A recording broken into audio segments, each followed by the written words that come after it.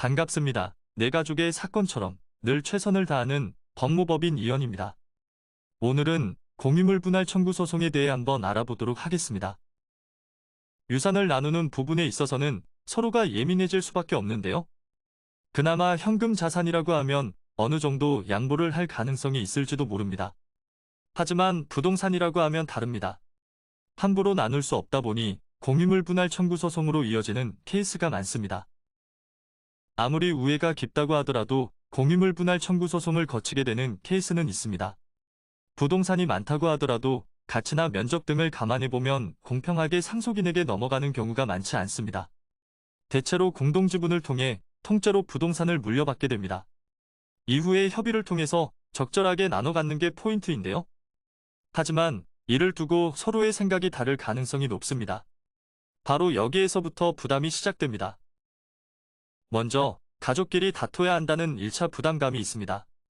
그런데 이것으로 끝나는 게 아닙니다. 6개월 이내에 결단을 내려야 하는데요. 상속 개시 후 6개월 이내에 세금 신고를 하지 않으면 가산세가 20% 붙기 때문입니다. 부동산을 물려받는 상황이라면 마련해야 하는 금액이 만만치 않을 듯한데요. 겨우겨우 금액을 마련할 수 있었는데 뜬금없이 더 많은 세액이 붙게 된다면 압박이 더욱 늘어날 수밖에 없습니다. 따라서 결심했다면 주저하지 말고 변호사를 찾아야 합니다. 중요한 점은 원하는 만큼 나눌 수 있을지 여부입니다. 대체로 공유물 분할을 한다고 하면 건물인지 토지인지에 따라 방법이 달라지는데요. 건물은 이미 지어져 있고 수익을 내다 보니 여기에서 발생하는 가치를 나누는 형태로 분할할 수 있습니다. 또는 건물을 층별로 나눠서 상속인 숫자만큼 쪼개는 것도 방법입니다. 이렇게 하면 굳이 공유물 분할 청구 소송까지 가지 않을지도 모릅니다.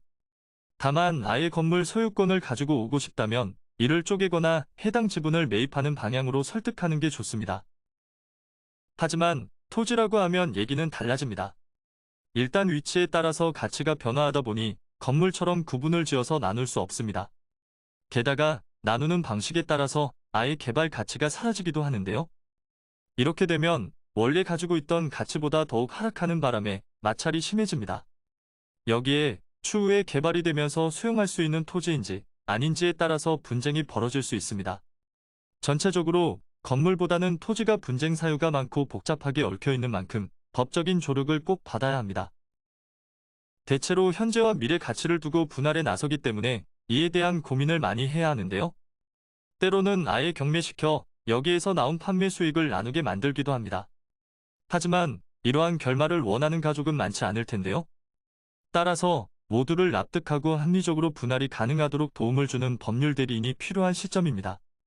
그래야만 재판을 하더라도 모두가 납득할 수 있는 결말을 내놓을 수 있습니다. 지금까지 공유물 분할 청구 소송에 대해서 알아보았습니다. 공유물 분할 청구 소송으로 문제가 생기신 분들, 저희 법무법인 이현으로 연락 주시기 바랍니다. 간혹 변호사가 아닌 사무장 등과 상담하는 줄로 오해하시는 분들이 계시는데 저희 이현은 사무장이 아닌 변호사와 1대1로 상담이 이루어집니다. 보다 정확한 상담을 위해 전국, 전 지역 상담 접수를 먼저 실시하오니 해당 화면에 보이는 번호로 먼저 연락을 주시면 친절한 안내 도와드리도록 하겠습니다. 감사합니다.